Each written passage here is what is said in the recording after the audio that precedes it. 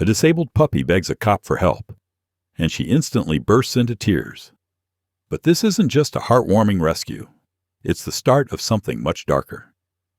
A routine patrol turns into a nightmare when a tough highway officer finds a broken dog on wheels, leading her to a chilling discovery in the woods. What she uncovers forces her to confront the one thing she spent years running from. Because this puppy, he didn't just survive, he escaped. And now, someone wants him silenced, fast. Why did this wounded animal go straight to her? What secret was buried in that forest? And how far will she go when the truth finally comes out? You being here is a reminder. The quiet acts of love and kindness still matter. If you hold space for compassion, you're already part of this community. The late afternoon sun cast long shadows across the remote Tennessee highway as Officer Rena Calhoun's patrol car responded to what she assumed would be another routine call. The dispatcher's voice had crackled through her radio about a rolling animal spotted by a passing motorist. Probably another injured deer or displaced wildlife, she thought. Her weathered hands gripped the steering wheel as she navigated the winding road. After 15 years on the force, Rena had developed a stoic efficiency about these calls. Keep emotions in check. Handle the situation. Move on. It was safer that way. The patrol car's tires crunched on gravel as she pulled onto the shoulder where the caller had reported the sighting. At first, she saw nothing unusual through her windshield. Then movement caught her eye. Something was indeed rolling, but not in any natural way she'd ever seen. Rena stepped out of her vehicle, her boots hitting the pavement with practiced precision. There, about 50 feet ahead, was a sight that made her pause. A German Shepherd puppy, severely undernourished, its back legs supported by what appeared to be a crude homemade wheelchair fashioned from PVC pipe and wheels that looked salvaged from a child's wagon. "Well, what do we have here?" she muttered, more to herself than the animal. The puppy's ribs showed clearly through its dull coat, and patches of fur were missing entirely. But what struck Rena most were its eyes, dark, intelligent, and filled with an urgency she couldn't ignore. As she approached, the puppy didn't cower or retreat as strays typically did. Instead, it rolled forward with determined purpose, letting out sharp, insistent barks. When Rena knelt to examine it, the pup nudged her hand roughly, then rolled a few feet away, looking back at her with clear intention. "You want me to follow you?" Rena asked, surprised by the animal's deliberate behavior. The puppy barked again, more urgently this time.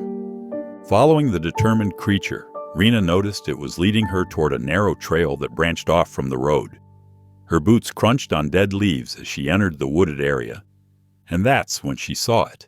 Dark stains on the ground that her trained eye immediately recognized as blood. The trail of dried blood meandered deeper into the woods. With each step, Rena felt her professional detachment starting to crack. The puppy continued ahead, its makeshift wheels squeaking softly against exposed tree roots. 20 yards in, the blood trail ended at a disturbed patch of earth. Recent rainfall had partially eroded the hastily packed dirt, revealing what lay beneath. Rena's throat tightened as she knelt down for a closer look. The partially exposed remains of another dog lay in the shallow grave, surrounded by desperate claw marks in the soil, evidence of a futile struggle for survival. The German Shepherd puppy sat quietly now, watching Rena with solemn eyes. Something inside her, something she'd kept carefully walled off for years, began to crumble. Her hands trembled as she reached out to touch the disturbed earth. Images flashed unbidden through her mind.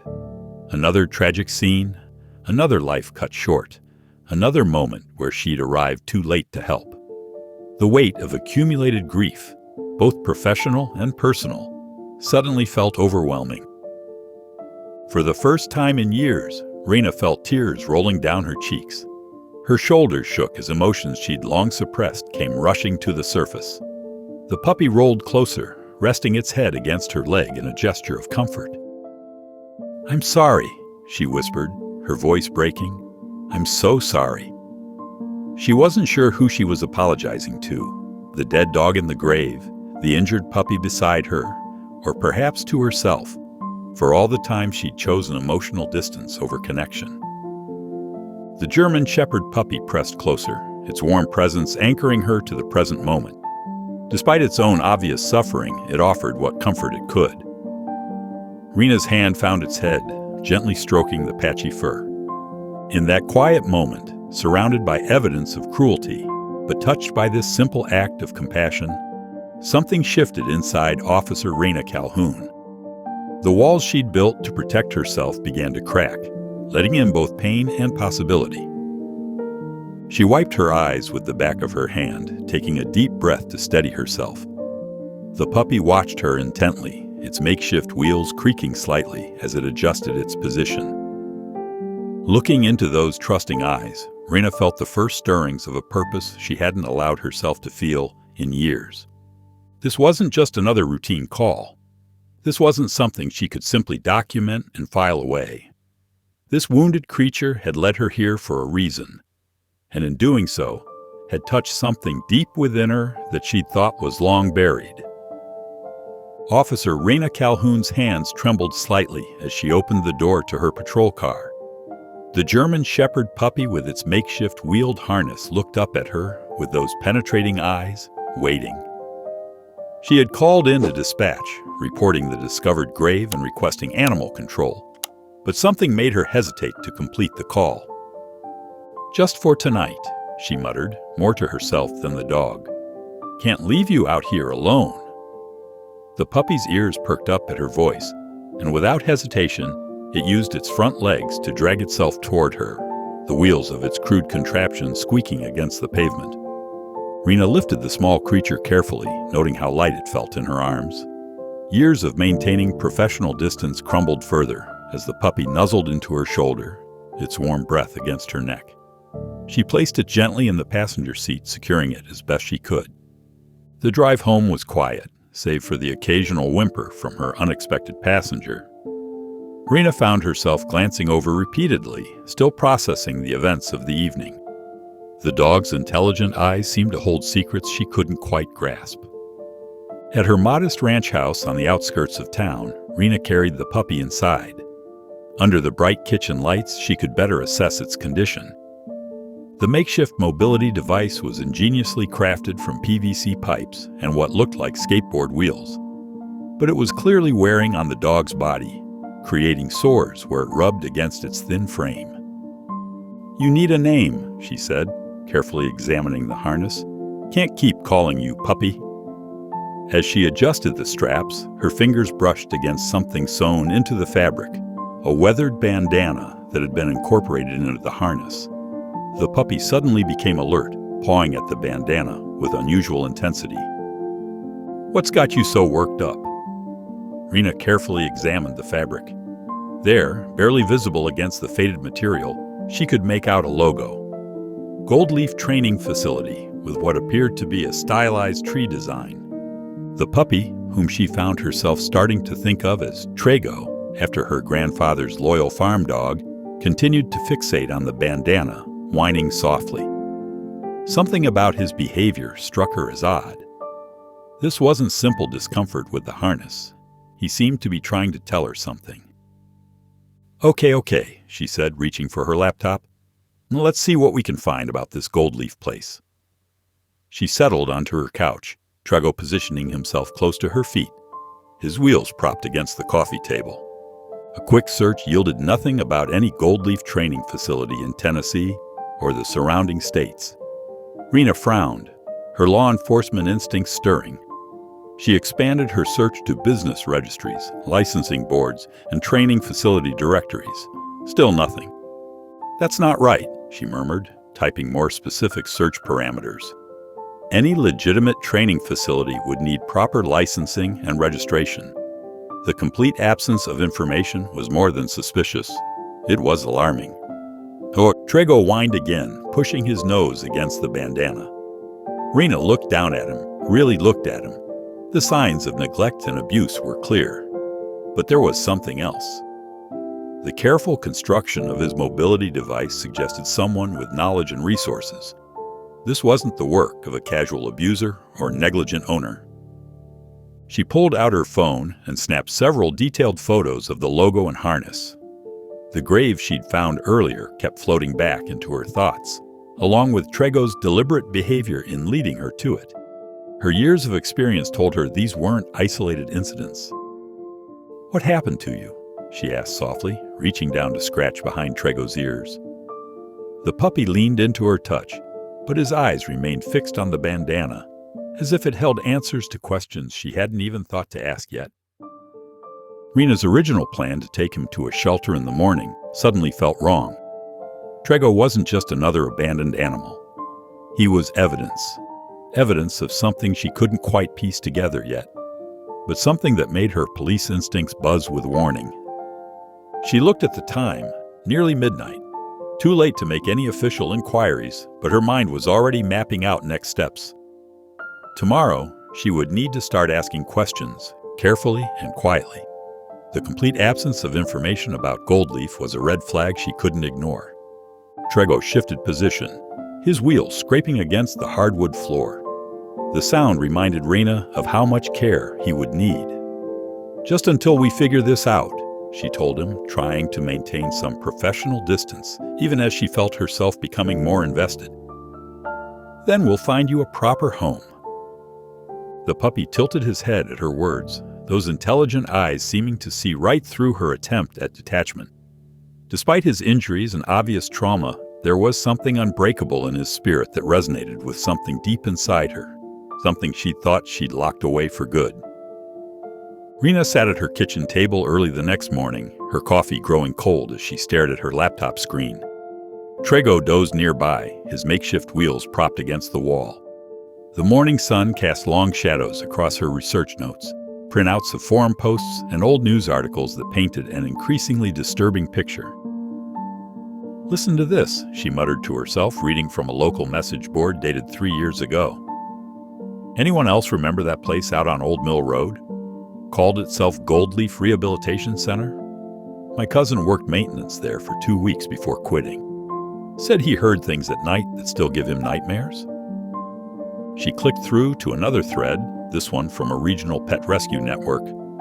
"Warning: stay away from anyone claiming Goldleaf certification. Former employee reached out. Facility shut down after multiple violations. Details sealed by court order." Trego's ears perked up at the sound of her voice. He wheeled himself closer, resting his head on her knee.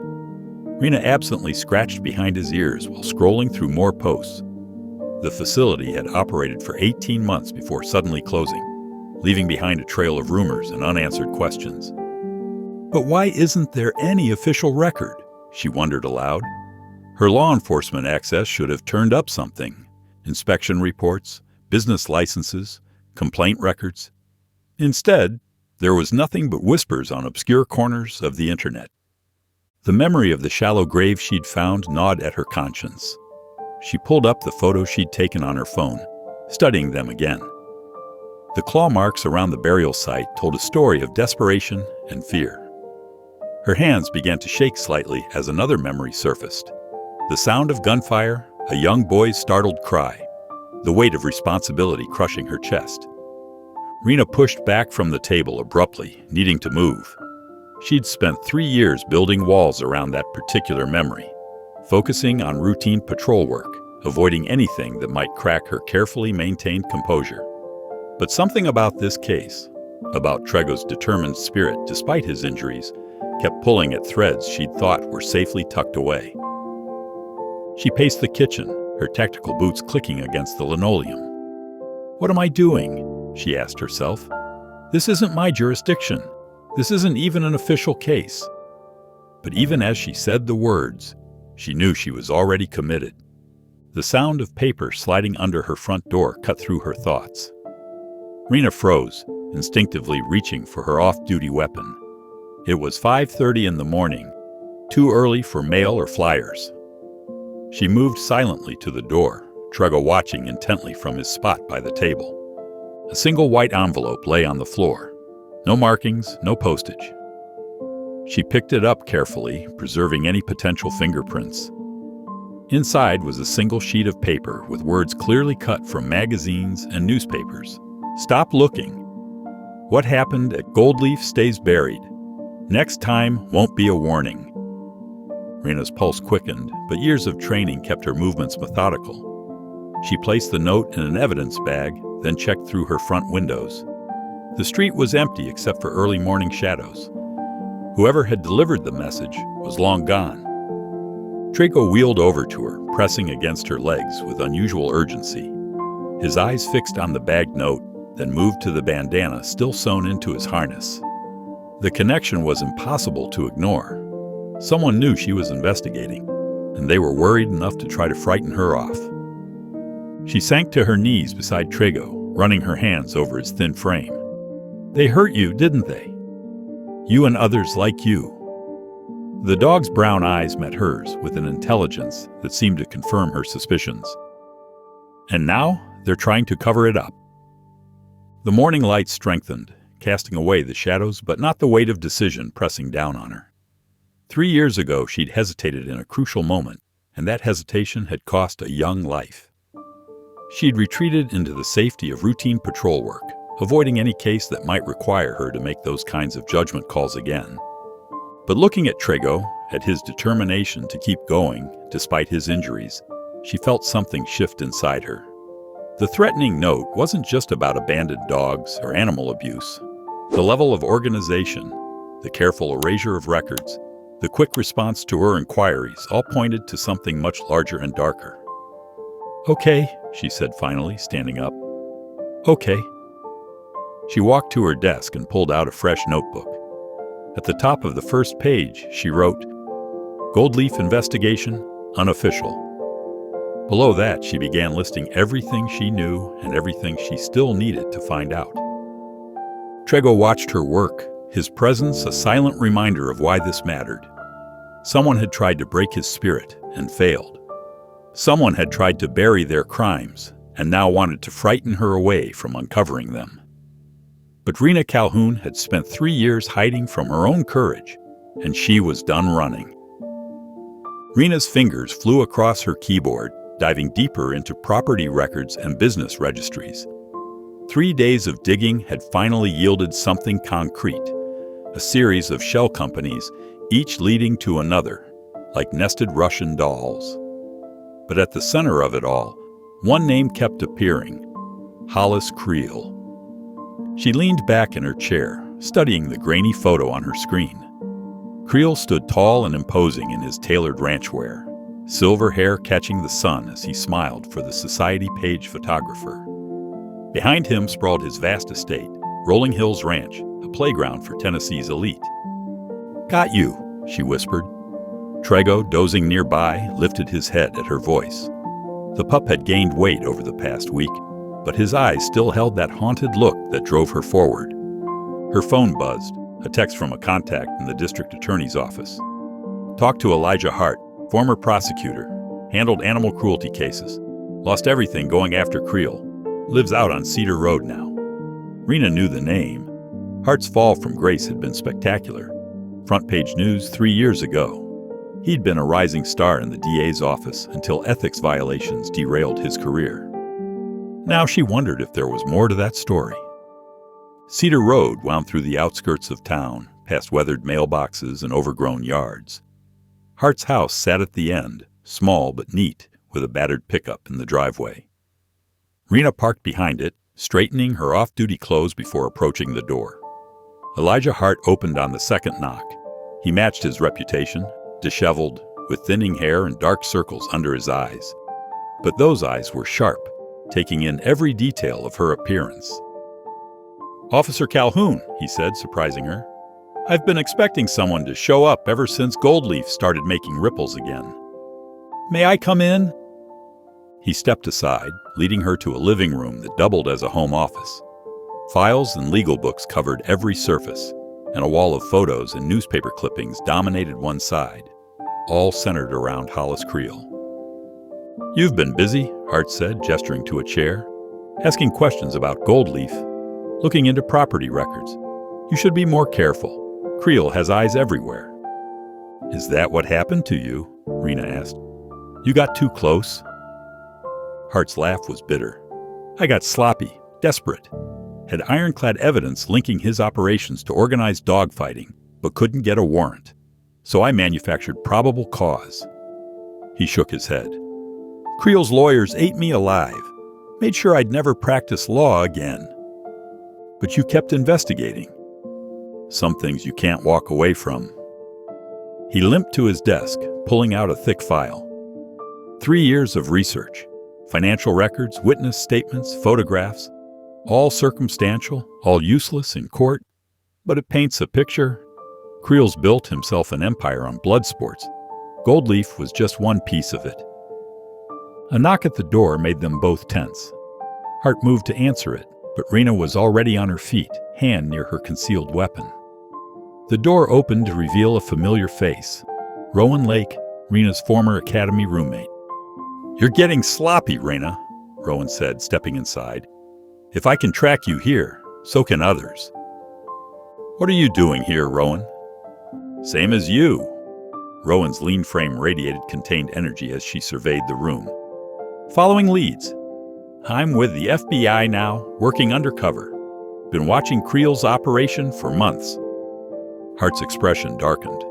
"The Bureau's been watching for years. Meanwhile, more dogs die."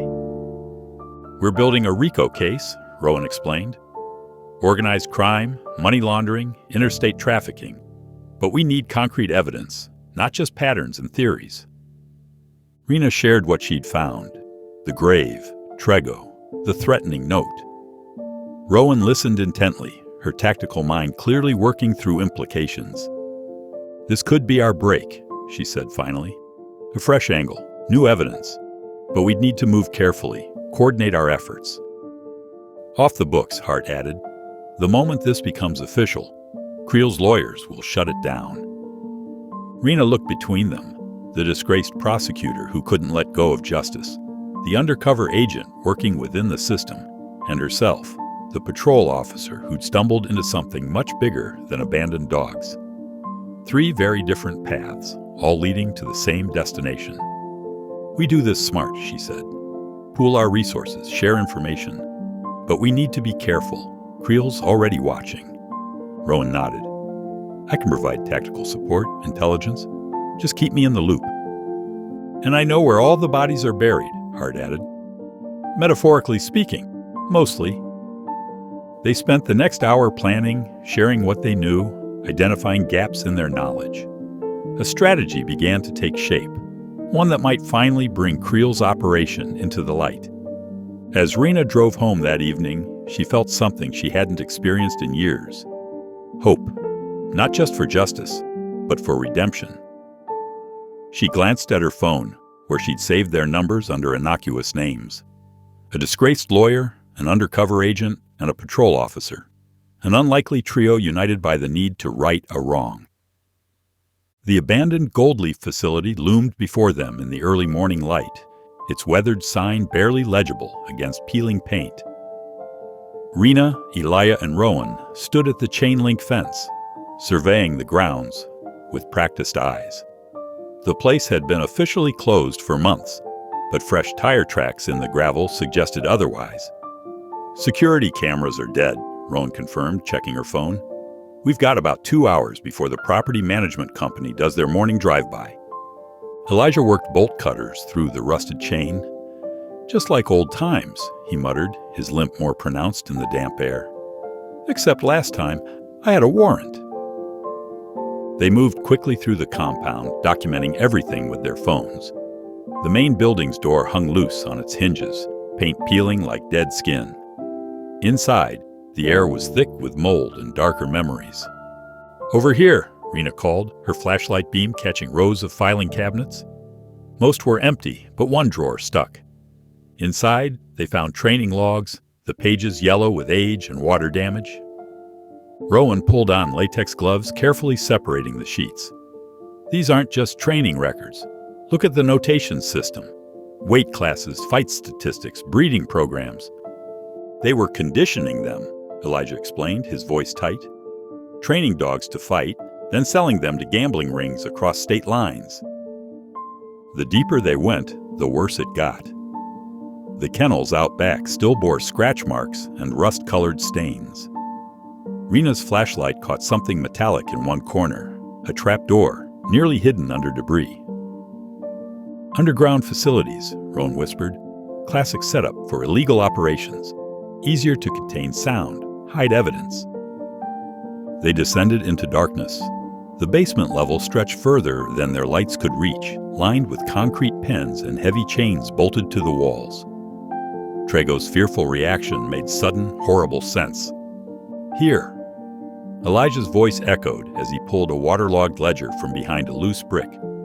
Partial records, dates, amounts, code names.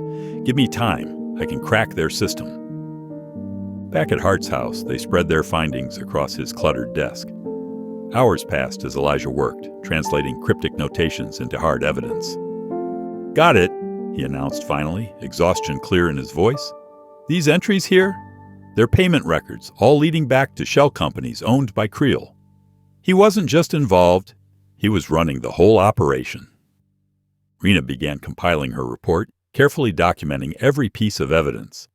But before she could submit it, her phone rang. Her supervisor's voice was cold, formal. Officer Calhoun, report to my office immediately. There's been a situation. At the station, everything felt wrong. Colleagues avoided her eyes.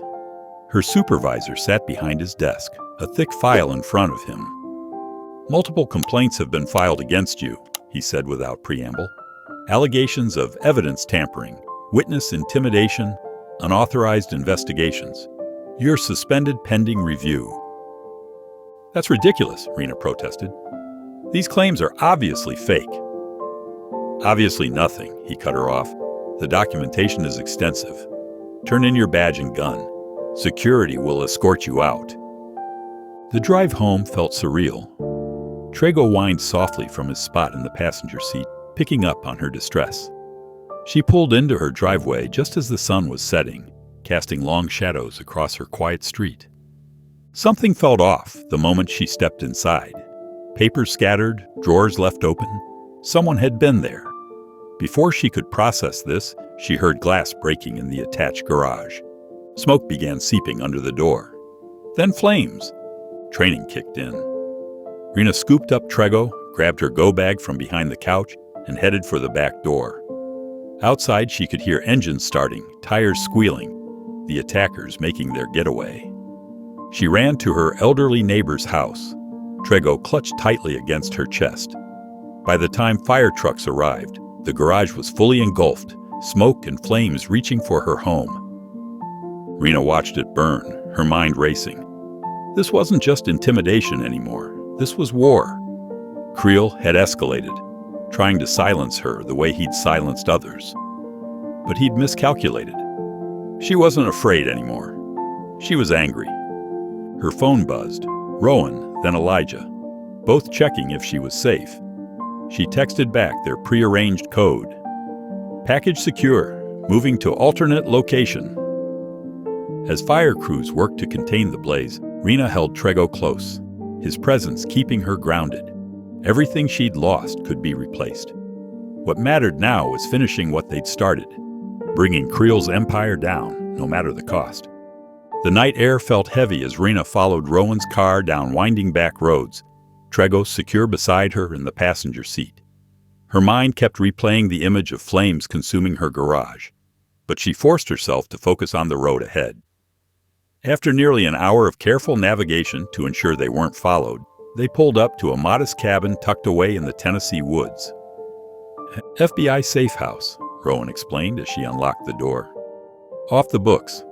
We'll be secure here. Inside, the cabin was simple but well-equipped.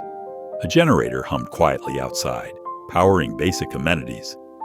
Elijah was already there, his laptop and stacks of recovered documents spread across a worn kitchen table.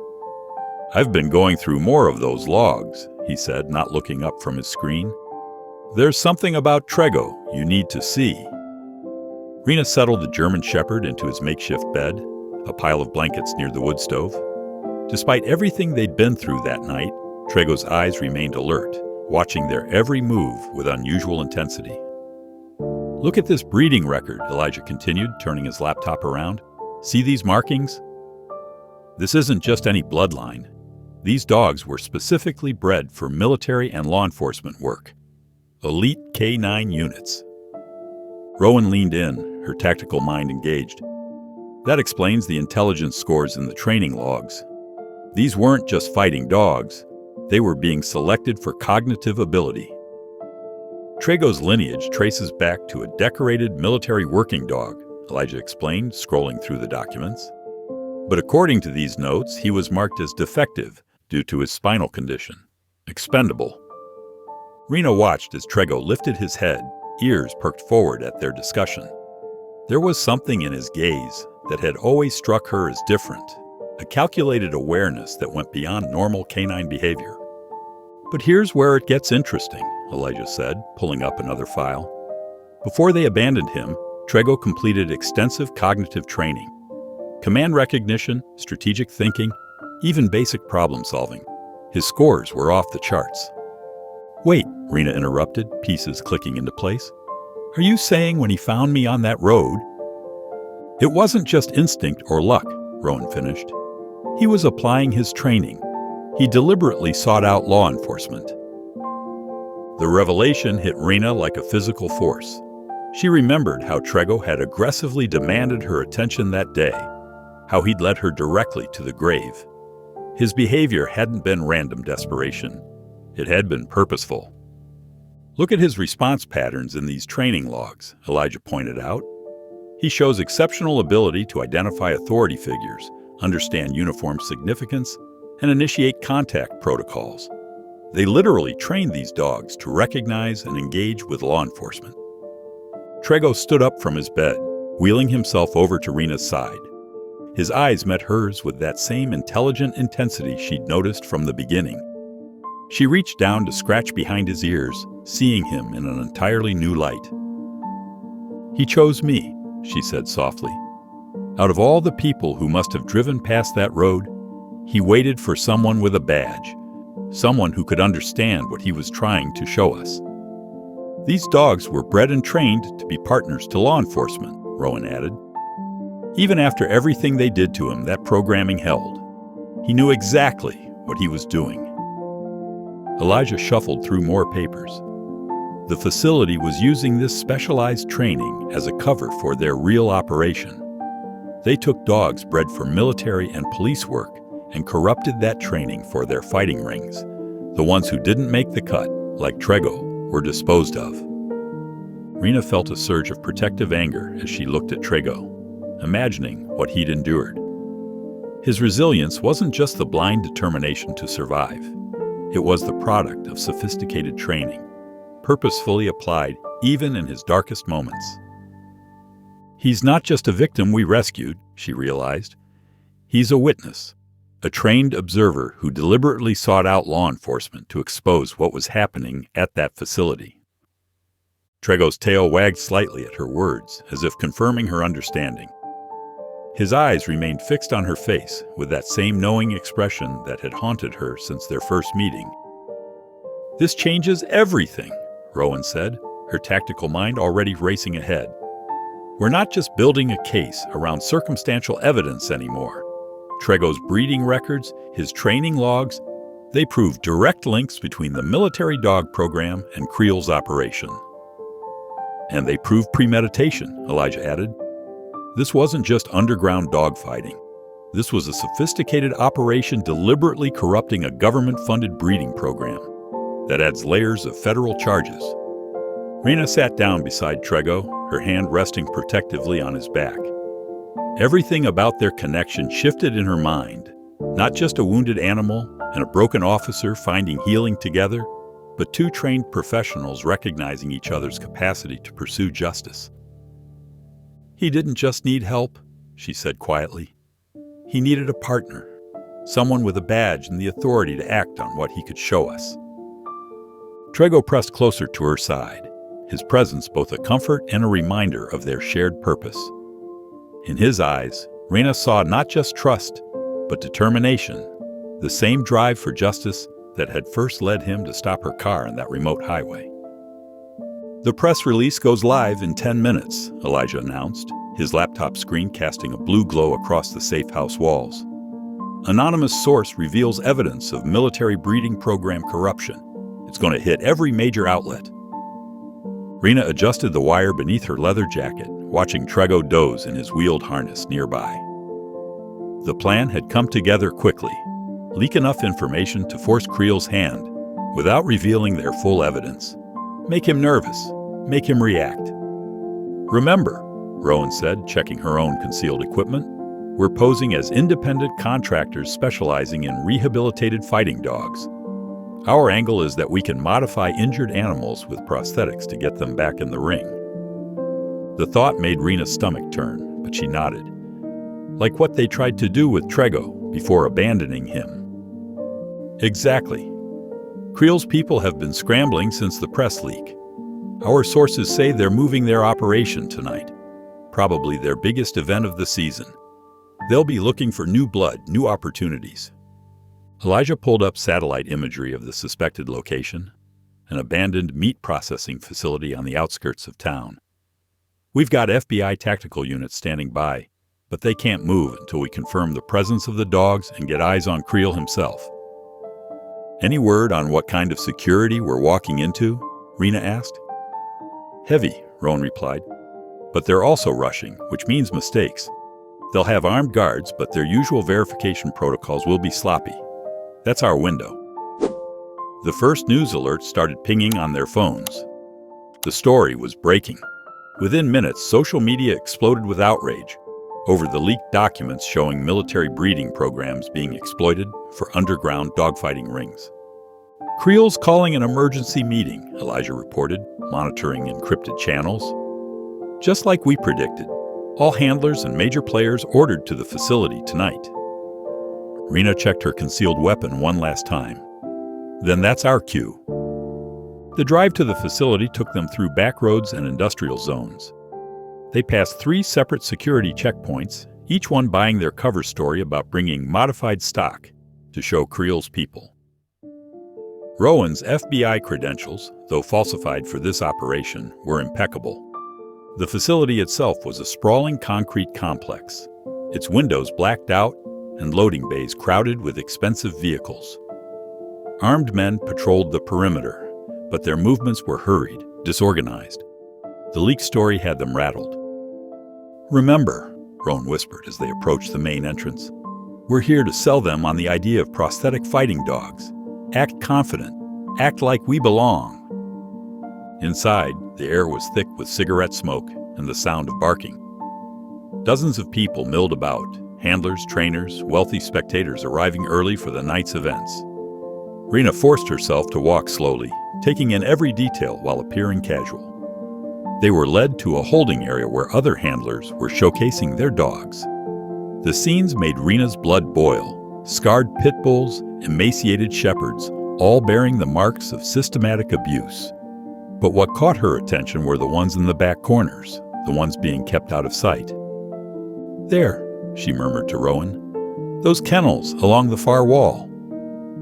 Through the gaps between equipment and crowd, they could see dogs fitted with crude prosthetics and mobility devices. Some wore makeshift wheels like Trego's. Others had metal braces or artificial limbs. Failed experiments in Creel's attempt to squeeze more profit from injured animals. They're alive, Rena breathed. All those dogs reported dead or missing. They're testing prosthetics on them. Rowan casually snapped photos with a concealed camera. This is bigger than we thought. They're not just fighting dogs. They're running illegal medical experiments, testing prototype prosthetics. A commotion near the main arena drew their attention. Hollis Creel had arrived, surrounded by his inner circle. He moved through the crowd like royalty, stopping occasionally to examine dogs or speak with handlers. His silver hair gleamed under the industrial lighting. Evening, ladies, he said smoothly as he reached their position. I understand you have something interesting to show me. Rowan stepped forward with practiced confidence. Mr. Creel, we've developed a new line of combat-grade prosthetics. Lightweight, durable, perfect for getting injured champions back in the ring. We heard you might be interested. Indeed. Creel's eyes were cold despite his smile. Perhaps we could discuss this somewhere more private? I have quite a few test subjects that might benefit from your expertise. As they followed him toward a restricted area, Rena caught glimpses through other doorways, training rooms, medical facilities, and most importantly, documentation. Everything they needed to bring down not just the fighting ring, but the entire illegal prosthetics operation. Rowan subtly pressed her wrist, activating the signal to the FBI teams waiting outside. In less than an hour, this whole facility would be swarming with federal agents. But first, they needed Creel to incriminate himself fully, to show them every dark corner of his empire. Right this way, Creel gestured toward a heavy metal door. Let me show you what we've been working on. Rena shared a quick glance with Rowan. They were in. Now they just had to stay alive long enough for backup to arrive. Ed through every entrance. The sound of boots thundering against concrete mixed with shouts of federal agents and the panicked chaos of people trying to flee. Rena watched as Creel's expression shifted from smooth confidence to cold fury. Before agents could reach him, his security detail whisked him away through a hidden exit. But all around them, his empire was crumbling. Get those kennels open, Rowan directed the rescue teams. We need veterinary support in here now. Animal control vehicles and emergency veterinary units pulled up outside. One by one, the fighting dogs were carefully removed from their cages. Many cowered, others showed signs of recent abuse. The prosthetics lab yielded even more horrific evidence. Surgical equipment, experimental devices, and detailed records of procedures performed without any proper medical oversight. 23 arrests so far, an agent reported to Rowan. We've got handlers, trainers, several high-profile spectators. The evidence is overwhelming. Local news vans began arriving within the hour. By morning, every major network was running the story. Helicopter footage showed the scale of the operation as rescued dogs were loaded into transport vehicles. Social media exploded with outrage as details emerged about the military breeding program connection and the illegal prosthetics testing. Elijah worked through the night, helping prosecutors organize the evidence. This is it, he told Rena, his eyes bright with vindication. Everything we need to put Creel away for good. But 3 days later, the bottom fell out. Rena was at home with Trego when she got the call. Creel had walked. His lawyers had found procedural errors in the warrant execution, and his political connections had done the rest. The charges were dismissed. This can't be happening, she said to Rowan over the phone. We had him. We had everything. Welcome to the reality of going after people like Creel, Rowan replied grimly. They don't play by the same rules as everyone else. That evening, Rena's phone buzzed with a text from Elijah. Her heart stopped when she saw the message. Someone's trying to break in. Called police, but... The message cut off there. She tried calling him repeatedly while racing to his house, but there was no answer. When she arrived, she found his front door kicked in and signs of a violent struggle inside. Elijah was gone. Her phone chimed again. Unknown number. A video attachment. The footage showed Trego, her Trego, chained in what looked like an old barn. His wheeled harness was gone, leaving him helpless on the dirty floor. Blood matted his fur, and his eyes held a terror that broke something inside Rena's chest. The camera panned to show a larger dog, a scarred fighting champion, in an adjacent pen. Then Creel's voice smooth as ever. Tonight's main event. Unless, of course, you'd like to reconsider your recent actions. Rena's hands shook as she replayed the video. How had they taken Trego? She'd only been gone for... The realization hit her like ice water. They'd grabbed him while she was racing to Elijah's house. They'd created the perfect diversion. She called Rowan immediately. They have Trego, and probably Elijah too. What are their demands? They want us to back off, destroy the evidence, recant our statements. Rena's voice hardened. But that's not going to happen. Rena, wait. We need to be smart about this. Creel's desperate now, which makes him more dangerous than ever. You don't understand, Rena said, her voice breaking. That dog saved me.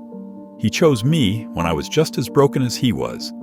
And now they're going to kill him to punish me. The image of Trego's terrified eyes haunted her. She thought of how far he'd come from that first day on the road, the trust they'd built, the healing they'd found together. She couldn't fail him now. "I'm going after them," she said firmly, "with or without backup." "You're not going alone," Rowan replied. "Give me 30 minutes to make some calls. We'll do this right." But Rena was already checking her weapon and gathering gear. The video had given her clues about the location. She recognized details from their investigation of other Creel properties. She knew where they were holding Trego. Her phone buzzed again. Another video, this time showing Elijah, bound and bloodied, in what appeared to be the same building. 2 hours, Creel's voice said. "Then we start the entertainment portion of the evening. Don't keep us waiting, Officer Calhoun." Rena stared at the phone, her jaw clenched. She couldn't wait for Rowan's backup plan. Creel was forcing her hand, using her connections against her. First Trego, now Elijah. He was going to make her watch as he destroyed everything and everyone she'd let herself care about. She grabbed her keys and headed for the door. Sometimes the only way to deal with monsters was to walk straight into their lair. Rena's police cruiser tore down the darkened country roads, her knuckles white on the steering wheel. The video's background had shown distinctive red clay walls, the same type used in Creel's historic barn complex. She'd seen those walls in the property records during their investigation. Her phone rang. "Rowan." "I'm tracking your location," Rowan said without preamble. "The team's 20 minutes behind you. Wait for backup." "No time," Rena replied, her voice tight. "Creel's staging the fight now." "Then I'm your backup. I'm 5 minutes out. Don't go in alone." Rena spotted the turnoff to Creel's ranch, marked by ornate iron gates. They stood open, an invitation, or a trap. Her headlights caught the no trespassing signs as she accelerated down the gravel drive. The massive red clay barn loomed ahead, light seeping through its weathered boards. Rena killed her engine and lights, letting momentum carry her to a stop behind the equipment shed. Her heart pounded as she drew her service weapon and moved toward the barn. Voices drifted through the night air, cruel laughter, the desperate whimpers of dogs. Then Creel's smooth drawl. "Our guest of honor seems to be running late. Perhaps we should start without her." A familiar bark echoed from inside. Trego, scared but defiant. Rena's chest tightened. Movement caught her eye as a figure emerged from the shadows. Rowan, weapon drawn, nodding silently. They flanked the barn's side entrance, communicating through hand signals honed by years of academy training. Rowan held up 3 fingers. 2, 1. They burst through the door together. The scene inside hit Rena like a physical blow. Trego lay struggling in a makeshift fighting pit, his wheeled harness gone. Across from him, a massive scarred pit bull strained against its handler's grip. And there was Elijah, bound to a chair, his face bloody, but his eyes blazing with fury. "Officer Calhoun," Creel said pleasantly from his perch above the pit, "right on schedule." A dozen of Creel's men moved to surround them, weapons raised. But they hadn't counted on Trego. The German Shepherd puppy might have been disabled, but his military breeding showed through. The moment attention shifted to Rena, Trego launched himself forward with explosive force. Using his front legs like springs, he crashed into the pit bull's handler, sending both dogs and man sprawling. Chaos erupted. Rena and Rowan dove for cover as gunfire erupted. Through the mayhem, Rena spotted Creel trying to slip away through a back door. Not this time. She sprinted after him, vaulting over fallen equipment. Ahead, Trego had somehow managed to tangle himself in Creel's legs, throwing the man off balance. Rena tackled him hard, driving them both to the ground. They rolled in the dirt, trading blows. Creel was stronger, but Rena had years of training and righteous fury on her side. She locked him in a hold, pressing her weapon against his temple. "It's over," she growled. "Is it?" Creel wheezed. "You really think you can make charges stick this time? I own half the judges in this state." Maybe, Rowan's voice cut in as she approached, weapon trained on Creel. But you don't own the federal ones. And this time, we have everything on video, including your attempted murder of a state officer. Sirens wailed in the distance as Rowan's backup finally arrived. Rena kept Creel pinned, watching his face as he realized his empire was truly crumbling. Around them, his men were surrendering, dropping their weapons as FBI agents swarmed the property. Trego dragged himself over to Rena, pressing against her leg. Despite his injuries, his tail wagged weakly. She kept one hand firmly on Creel while reaching down to touch Trego's head. "Good boy," she whispered, her voice thick with emotion. "Such a good, brave boy." Rowan was already coordinating with the tactical teams, securing the scene and collecting evidence.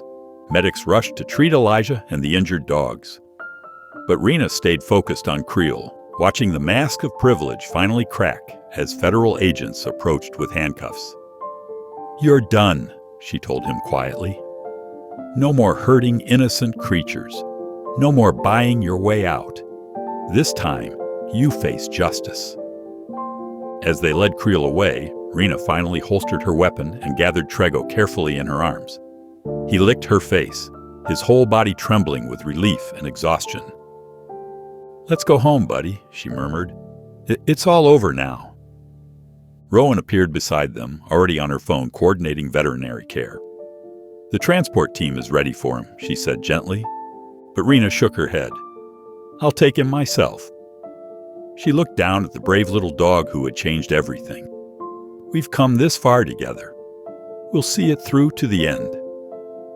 The federal courthouse buzzed with anticipation as the jury foreman stood. Rena sat rigid in the gallery, her hand resting on Trego's head. The German shepherd pressed closer against her leg, sensing her tension. On the charges of racketeering, animal cruelty, attempted murder of a law enforcement officer, and operating an illegal gambling enterprise, we find the defendant, Hollis Creel, guilty on all counts. The words washed over Rena like a cleansing rain. Beside her, Rowan squeezed her shoulder, while Elijah, still sporting healing cuts from his ordeal, nodded in grim satisfaction. Across the aisle, Creel's perfectly maintained facade finally cracked as federal marshals approached to take him into custody. The judge's voice rang out. "The defendant will serve 30 years in federal prison without possibility of parole. Additionally, all assets connected to these criminal enterprises will be seized and liquidated, with proceeds going to establish rehabilitation facilities for rescued animals." Outside the courthouse, reporters swarmed as Rena emerged with Trego at her side. The German shepherd's custom wheelchair, sleek and professional, now instead of the makeshift contraption she'd first found him with, gleamed in the sunlight.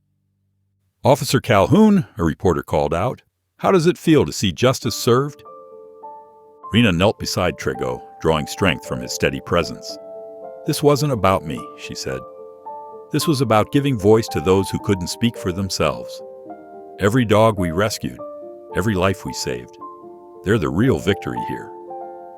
2 weeks later, Rena stood before the Tennessee State Police Commission as they formally reinstated her with full honors.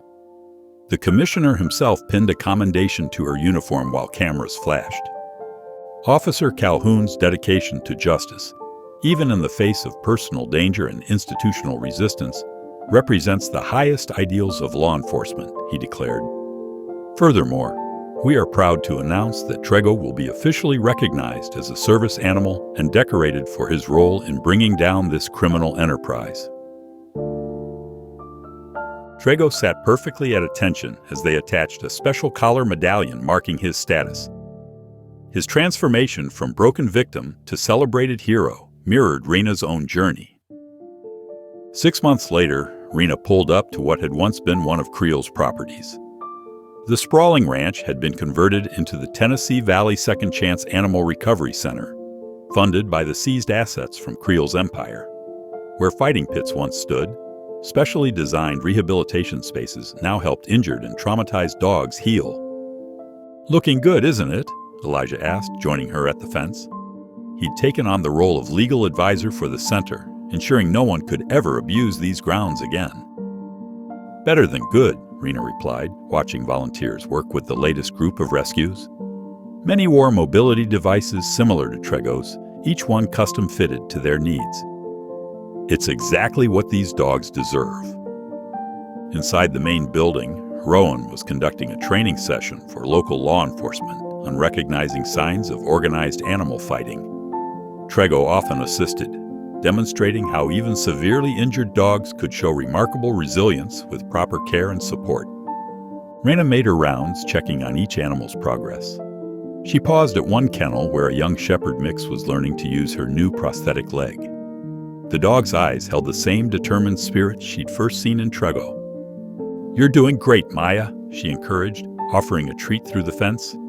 "Just like Trego, you're going to prove everyone wrong." Later that evening, as sunset painted the sky in soft oranges and pinks, Rena sat on her porch with Trego beside her. His wheelchair had been removed for the night, but he seemed content to rest his head in her lap. She thought about the scared, angry officer she'd been before finding him on that remote road.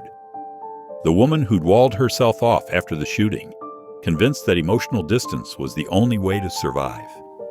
"You saved me too, you know," she told Trego softly, scratching behind his ears. "When I found you, I thought I was just doing my job. But you showed me there's always hope, always a chance for healing, even when the wounds seem too deep to ever close." Trego looked up at her with those intelligent eyes that had first captured her heart, and Rena felt the last pieces of her old armor fall away.